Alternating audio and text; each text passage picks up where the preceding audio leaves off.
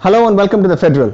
Tamil Nadu happens to be the only state apart from Andhra Pradesh and Kerala to buck the Modi way. To talk about it and the implications of the electoral verdict, I am being joined by a minister in the Tamil Nadu cabinet, Mr. Pandia Rajan. Sir, thank you very much for talking to the Federal. Okay, this election has two messages for us. One, of course, is the kind of anti-Modi narrative which got built over a period of time, and with this alliance really targeted us with. Modi is the villain who brought NEET into Tamil Nadu, Modi who brought GST, Modi who brought demonetization. This whole narrative against Modi, which has been gaining ground over a period of time. I think our alliance could not really counter it. At the same time, Tamil Nadu people wanted to ensure that ADMK continues in power. So they've given us 9-10 seats, which is just enough to maintain continuity of this government. And what Amma bequethed to us, the party and the government, we've been able to save the government. And we believe that the party will get strengthened after this election, where whoever has left the party, EPS, OPS, have invited them to come back. So I think that's going to happen now. So we will face the next election with full force of the party that Amma left behind. Okay. What do you think is the reason for Modi not being able to really do well? No, both in 2014. There has been an anti-Modi narrative for a long time, and I think the fact that he didn't come visiting for Gaja cyclone has been blown up beyond proportion.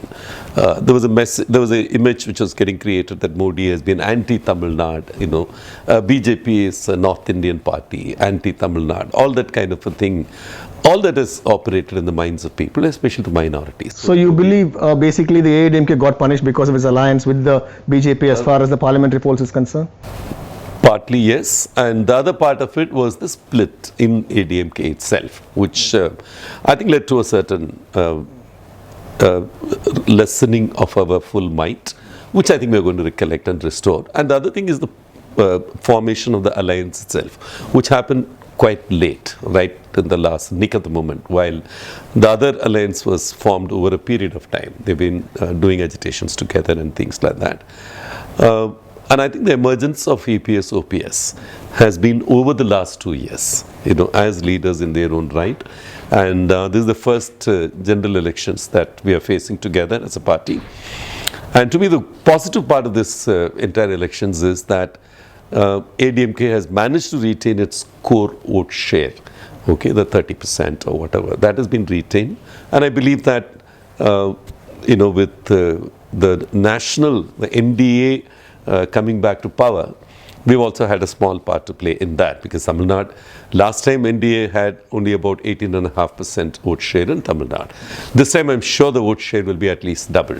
The final figures are yet to come, but I'm suspecting that will be 35-36% of the vote share in Tamil Nadu would be for NDA. So very soon, I think it should culminate in the proportionate amount of seats too.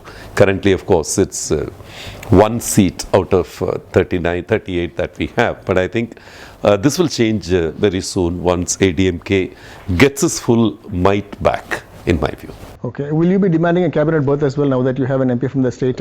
Too early, and I think it's completely the prerogative of the Prime Minister, and our leaders would, I'm sure, be able to address this question. I don't think, I would like to hazard a guess, though Modi himself has said, Prime Minister himself has said that all the key NDA alliance partners will be given a seat in the cabinet, irrespective of their size, is what is indicated. I mean, that's of course their policy.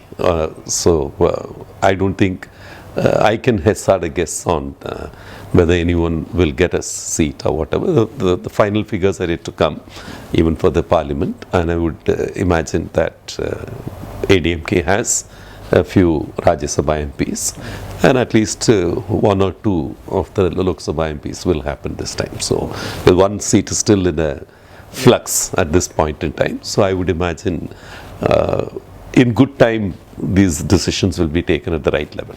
So, I mean, one last question, sir. Will the ADMK continue in the NDA for a long time to come? Can one safely assume that you have now got itself logged into a long-lasting relationship?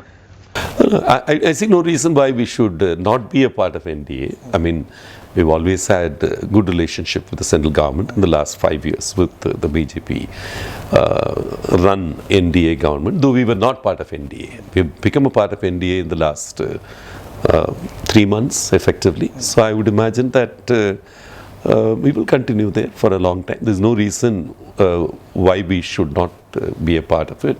The camaraderie which you saw in the NDA dinner hosted by Honorable Prime Minister and Mr. Amit Shah bears testimony to this. That also will help, of course, bring in more of funds, and that could help the state. Sure, I think we've always maintained good relationship with the central government, and I'm very, very confident that the next 2 years, when we have the government, we will bring in a lot more powerful schemes to Tamil Nadu, as we have managed to bring in the last 3 years, the last 8 years of Amma's rule. So I would imagine we will surely be confident enough to face the next election 2 years from now, the assembly elections, to reverse the results of the parliament election this time. Right.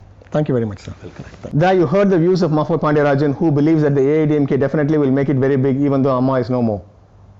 Thanks for watching.